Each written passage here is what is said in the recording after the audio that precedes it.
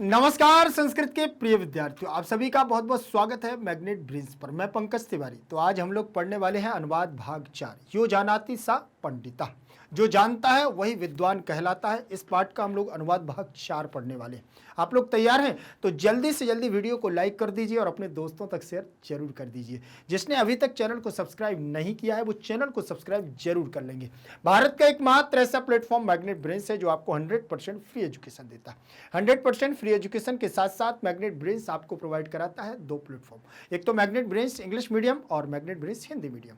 Hindi medium की बात करूं तो क्लास 6 से लेकर के क्लास 12 तक। यदि आप दिल्ली बोर्ड से हैं, बिहार बोर्ड से हैं, यूपी बोर्ड से, एमपी बोर्ड से, राजस्थान बोर्ड से, इन सभी बोर्डों का पाठ्यक्रम बिल्कुल और बिल्कुल फ्री दिया जाता है, वो भी क्वालिटी कंटेंट के साथ। और इंग्लिश मीडियम जहां आप लोग अध्ययनरत हैं, अभी पढ़ रहे हैं, यहां पर आपकी केजी से लेकर के 12th क्लास तक सीबीएसई बोर्ड के द्वारा नियमित एनसीईआरटी को फॉलो करते हुए कंप्लीट सिलेबस दिया जाता है क्वालिटी कंटेंट के साथ, बिल्कुल फ्री। तो फिर देर किस बात की, चैनल को करिएगा सब्सक्राइब और वीडियो को करिएगा लाइक। एक बात और ध्यान रखना, मैग्नेट ब्रेन्स क्लास 6 से लेकर के क्लास 12 तक हिंदी मीडियम और इंग्लिश मीडियम के नोट्स भी प्रोवाइड कराता है। वो नोट्स जो आपकी परीक्षा में बेहतर से बेहतर और अच्छे से अच्छे नंबर लाने में आपकी मदद करेगा। तो नोट्स की जानकारी लिंक इन डिस्क्रिप्शन बॉक्स में आपको मिल जाएगी, ई नोट्स और ई बुक्स के माध्यम से। कैसे आप तक पहुंचेंगे वो भी जानकारी आपको वहां मिल जाएगी। ध्यान रखेंगे, आज की हमारी क्लास रहेगी, ध्यान रखें, कक्षा 6वीं संस्कृत, यो जानाति सा पंडिता, 9वां पाठा, अनुवाद भाग 4।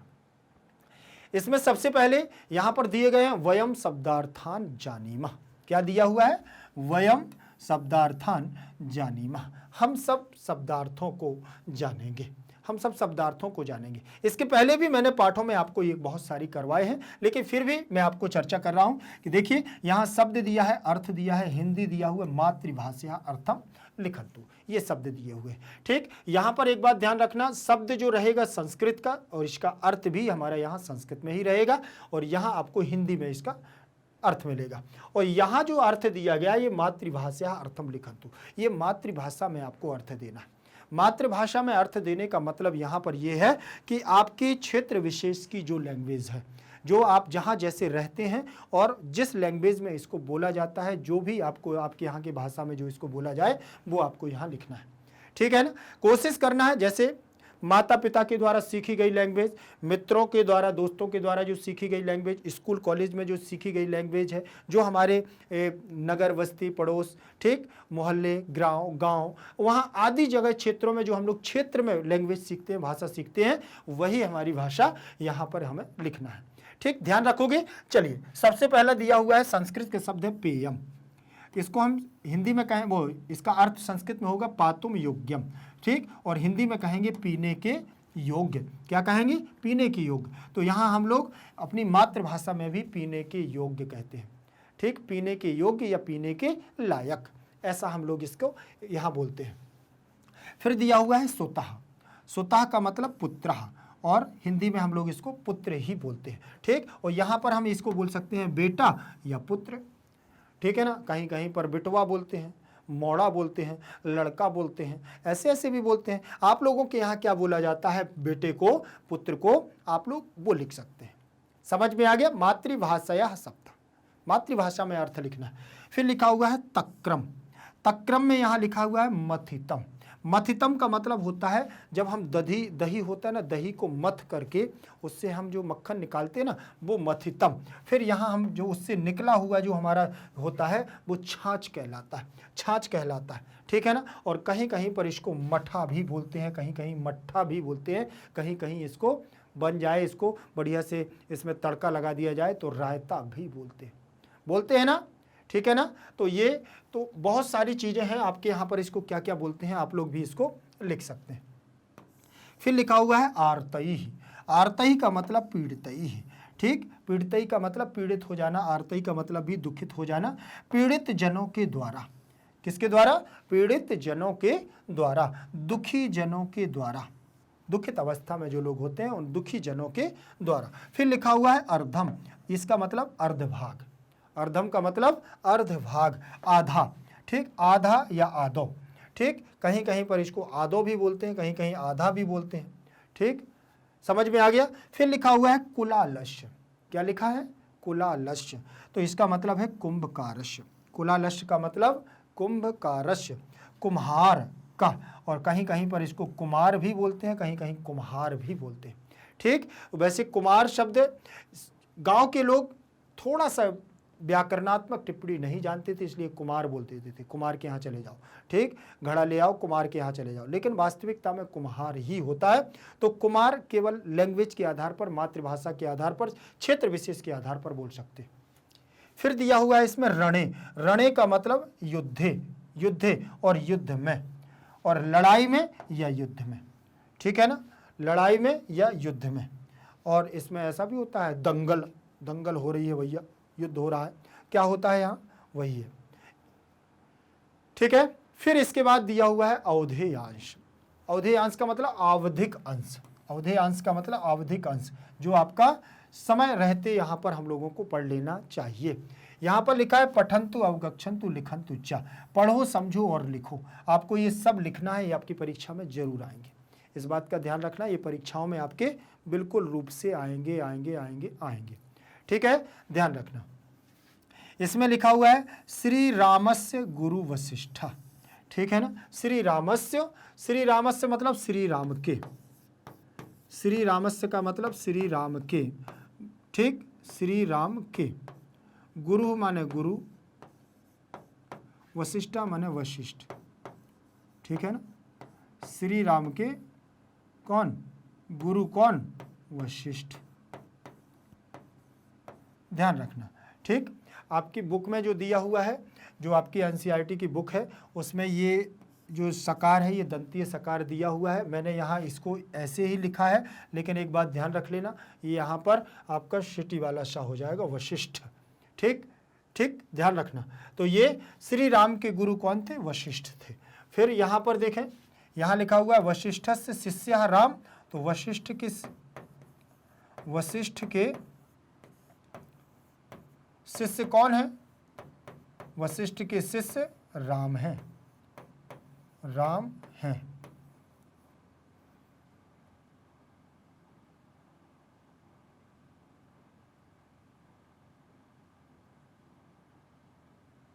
ठीक है, वशिष्ठ के शिष्य कौन है, राम हैं, वशिष्ठ के शिष्य राम हैं। और राम के गुरु कौन है, वशिष्ठ है। कर्णस्य गुरु परशुराम, कर्ण के गुरु कौन है, कर्ण के गुरु, कर्ण के गुरु कौन है, परशुराम, परशुराम, ठीक, ध्यान रखना, कर्ण के गुरु कौन है, परशुराम। फिर यहां लिखा परशुराम के शिष्य कौन है, तो परशुरामस्य,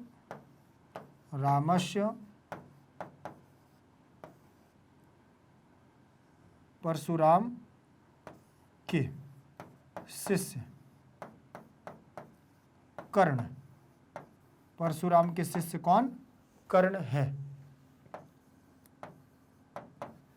फिर दिया हुआ है अर्जुनस्य गुरु द्रोण, ठीक, अर्जुन के गुरु कौन है, अर्जुन के गुरु, अर्जुन के गुरु कौन है, द्रोण, द्रोण है, अर्जुन के गुरु द्रोण है। और द्रोण के शिष्य कौन है, द्रोण के शिष्य अर्जुन। आपको ध्यान रखना, अर्जुन। एक बात ध्यान रखना, जो आपने इतनी में एक चीज कॉमन देखी होगी, पहले यहाँ गुरु का नाम दिया, फिर वहाँ शिष्य का नाम दिया। पहले यहाँ देखो राम के गुरु कौन है, रामस्य माने राम के, गुरु माने गुरु, वशिष्ठ माने वशिष्ठ। राम के गुरु वशिष्ठ हैं, फिर यहाँ पूछ लिया वशिष्ठ के शिष्य कौन है, तो राम है। बिल्कुल, यहाँ पर उन्होंने गुरु के बारे में, यहाँ शिष्य के बारे में, यहाँ गुरु के बारे में, यहाँ शिष्य के बारे में, यहाँ गुरु के बारे में, यहाँ शिष्य के बारे में बताया है कि नहीं बताया है, ध्यान से देखना, समझ में आ रहा है ना, ठीक। यहां पर देखो कर्ण के गुरु परशुराम, और यहां पर परशुराम के शिष्य कर्ण, यहां पर अर्जुन के गुरु द्रोण, और यहां द्रोण के शिष्य अर्जुन, बताया है ना। तो ऐसे ही आपको भी यहाँ पर ध्यान रखना है, ये आपको बनाने आने चाहिए, ठीक है ना। ऐसे इस प्रकार से ये आपकी परीक्षा में पूछे जाएंगे, ये बहुत अच्छी चीज़ है। वशिष्ठ श्री राम के गुरु थे, ठीक, श्री राम वशिष्ठ के गुरु थे, और देखें शिष्य थे। कर्ण के गुरु परशुराम थे, कर्ण परशुराम के शिष्य थे, ठीक। और अर्जुन के गुरु द्रोण हैं, और द्रोण के शिष्य अर्जुन हैं। इसके बाद आगे देखें, चंद्रगुप्तस्य गुरु चाणक्य। चंद्रगुप्त के गुरु कौन है? चाणक्य। और चाणक्य का शिष्य कौन है? चाणक्य के शिष्य चंद्रगुप्त। बिल्कुल उल्टा हो रहा है ना, चंद्रगुप्त। समझ में आ रहा? यहां देखें, पद्मपादस्य गुरु कौन? जो पद्मपादस्य, आपको ऐसे नहीं लिखना है तो आप ऐसे लिख सकते हो, पद्म, ऐसे पद्मपादस्य, पद्मपाद के गुरु कौन है? शंकराचार्य।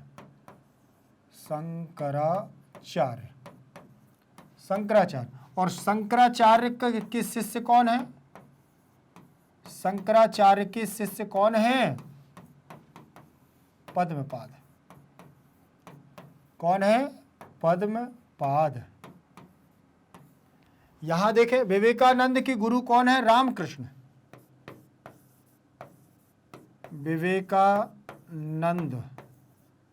विवेकानंद के गुरु कौन है? रामकृष्ण परमहंस। रामकृष्ण। और रामकृष्ण के शिष्य का नाम क्या है? रामकृष्णस्य, मतलब रामकृष्ण के शिष्य स्वामी विवेकानंद।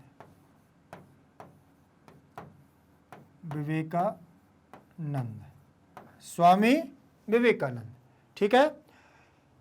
बिल्कुल, यहां पर गुरु, यहां शिष्य, यहां गुरु, यहां शिष्य, यहां गुरु, यहां शिष्य। समझ में आ रहा? ये बहुत महत्वपूर्ण चीज़ है, बहुत अच्छी चीज़ है, बेसिक चीज़ है जो आपकी बुक में आई हुई है, ठीक। पहले वाली जो संस्कृत थी उसमें नहीं थे, इन सारी चीज़ों को हम लोगों को जानकारी मिल रही है, बहुत अच्छी बात है, ठीक। चंद्रगुप्त के गुरु चाणक्य थे, और चंद्रगुप्त चाणक्य के शिष्य थे। फिर पद्मपाद के गुरु शंकराचार्य थे, पद्मपाद शंकराचार्य के शिष्य थे। यहाँ देखो, विवेकानंद के गुरु रामकृष्ण है, और विवेकानंद रामकृष्ण के शिष्य थे। अब यहां आ गए, अभी हम लोग देख रहे थे गुरु और शिष्य के बारे में, गुरु और शिष्य के बारे में। अब हम लोग देखेंगे ग्रंथ और ग्रंथकर्ता के बारे में, पाठ और लेखक, किसने कौन से ग्रंथ की रचना की, उसके लेखक कौन है, इसके बारे में जानेंगे, ठीक। और ये आपको सीखने ही हैं, ठीक, परीक्षा में आएंगे क्योंकि। फिर इसके बाद देखें, लिखा है रामायणस्य रचयिता वाल्मीकि। रामायण, देखें रामायणस्य, तो रामायण के रचयिता, रामायण के रचयिता कौन है? वाल्मीकि। कौन है? वाल्मीकि। और वाल्मीकि काव्य रामायण, वाल्मीकि का काव्य कौन है? वाल्मीकि का काव्य, वाल्मीकि का काव्य कौन है? रामायण। बिल्कुल, रामायण। समझ में आ रहा? देखो, रामायण के रचयिता वाल्मीकि, और वाल्मीकि का काव्य कौन सा है? रामायण। महाभारत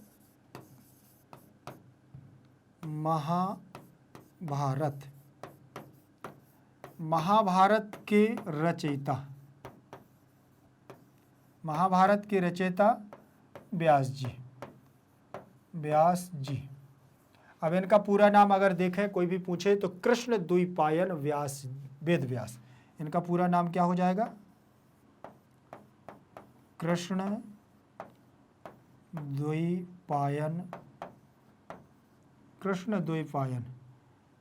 द्वैपायन वेद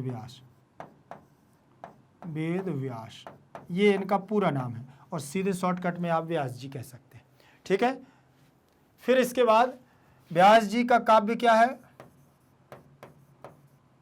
व्यास जी का काव्य महाभारत।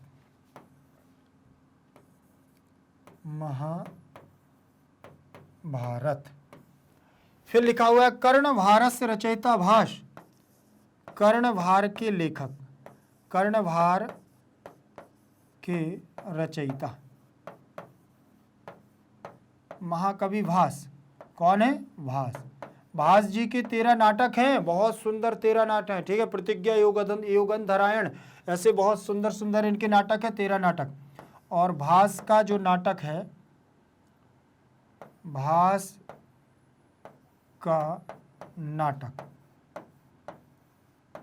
कर्णभार, क्या है? कर्णभारम।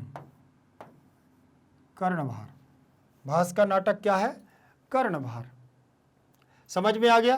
देखो, रामायण के रचयिता वाल्मीकि और वाल्मीकि का काव्य रामायण, और महाभारत के रचयिता व्यास जी और व्यास जी का काव्य महाभारत। कर्णभार के लेखक भास और भास का नाटक है कर्णभार। समझ में आ गया? तो बिल्कुल जो इधर है वही उधर है, बस थोड़ा सा परिवर्तन पूछ लिया उन्होंने, वही परिवर्तन आपको याद रखना है। ठीक, वाल्मीकि रामायण के रचयिता है, वाल्मीकि का काव्य है रामायण। व्यास महाभारत के लेखक हैं, महाभारत व्यास की एक कविता है। ठीक है ना? और फिर नीचे देखें महाभारतश, वो महाभारश। कर्णभार के संगीतकार भास हैं रचयिता, और भास का नाटक क्या है? कर्णभारम। कानों पर बोझ। कर्णभार का मतलब होता है कानों पर बोझ। ठीक, कानों पर बोझ है। ठीक, कर्णभार का मतलब कानों पर बोझ। फिर यहां देखें, यहां लिखा है रघुवंश से रचयिता कालिदास। रघुवंश के रचयिता कौन है? रघुवंश। रघुवंश के रचयिता कालिदास। कौन है? कालिदास। और कालिदास का काव्य क्या है? कालिदास का काव्य, कालिदास का काव्य क्या है? रघुवंश। ठीक, रघुवंश। फिर पंचतंत्र से रचयिता विष्णु शर्मा। पंचतंत्र की कहानी आपके में बहुत बार मैंने बताई है। पंचतंत्र, पंचतंत्र जी ने ये पेड़ पौधे जीव जंतुओं के बारे में लिखते हैं। पंचतंत्रों के रचयिता, रचयिता विष्णु शर्मा। कौन है? विष्णु शर्मा। और विष्णु शर्मा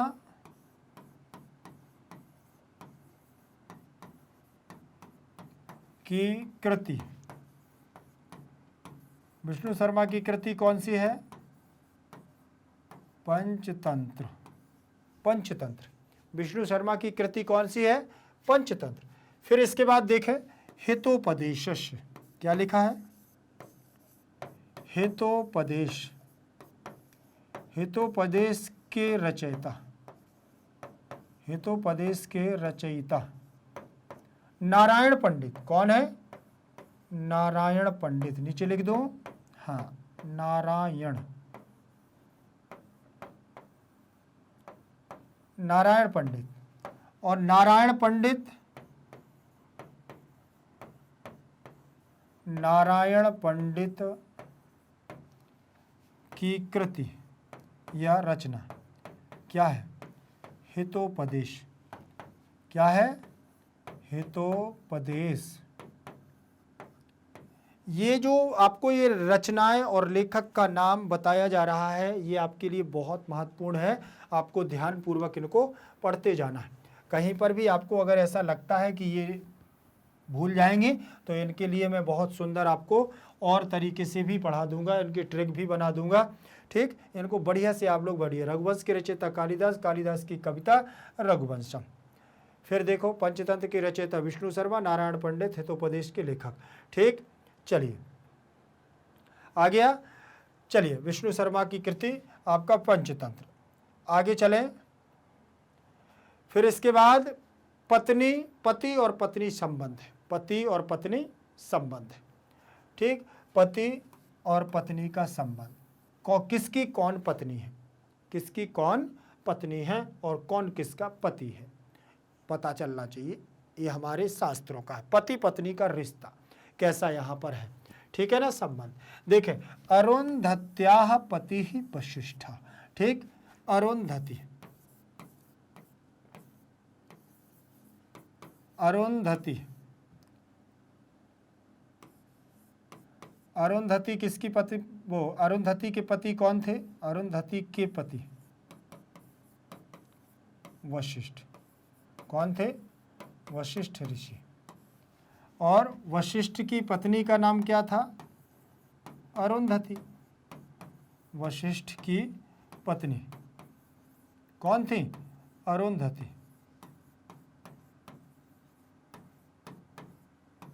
अरुंधति। सीताया पति श्री राम, सीता के पति, सीता के पति कौन थे, श्री राम। सीता के पति कौन थे, श्री राम। और श्री राम की पत्नी, पत्नी कौन थी, श्री राम की पत्नी कौन थी, सीता। आप लोग भी कमेंट सेक्शन में देते जाएं जो आपसे बनते जाएं। ठीक, यहां पर लिखा उर्मिलाया पति लक्ष्मण,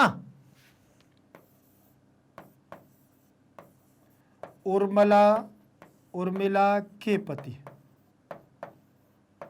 कौन थे, लक्ष्मण। पता था क्या पहले, किस किस को मालूम था ये, आप लोग कमेंट सेक्शन में दीजिए किस किस को मालूम था कि सीता राम की पत्नी है और राम सीता के पति हैं, किस किस को मालूम है, आप लोग जल्दी से मुझे देते जाएं। और किस किस को ये मालूम था कि गुरु वशिष्ठ की पत्नी का नाम अरुंधति था और अरुंधति किसकी पत्नी थी, किस किस को मालूम था। यदि आप लोगों को मालूम है तो आप लोग कमेंट सेक्शन में जरूर दें। लक्ष्मण से पत्नी उर्मिला, लक्ष्मण की पत्नी कौन है, उर्मिला। लक्ष्मण की पत्नी कौन है, उर्मिला। ठीक है, समझ में आ गया। चलिए, फिर इसके बाद हम लोग आगे बढ़ेंगे। ये छोटे छोटे सेंटेंस भी हैं, इनको आप ऐसे देखें, आपकी बुक में जो लिखे हैं ये बहुत सुंदर तरीके से लिखे हुए हैं। मैंने तो कुछ नहीं, बस अरुंधति के पति का नाम वशिष्ठ और अरुंधति वशिष्ठ की पत्नी है। ठीक है ना, किसकी पत्नी है, वशिष्ठ की। और सीता के पति राम है और श्री राम की पत्नी सीता है। उर्मिला के पति कौन है, लक्ष्मण, और लक्ष्मण की पत्नी कौन है, उर्मिला। फिर इसके बाद देखें, कुंत्याः पति पांडु राजा। कुंत्याः मतलब जानते हो कौन है, कुंती। कुंती के पति कौन है, पांडु राज। कुंती के पति कौन है, पांडुराज। ठीक है, पांडव उन्हीं के तो पुत्र हैं, पांडुराज के। ठीक है ना, कुंती के और पांडुराज के पुत्र हैं पांडव, ध्यान रखिएगा। पांडुराज,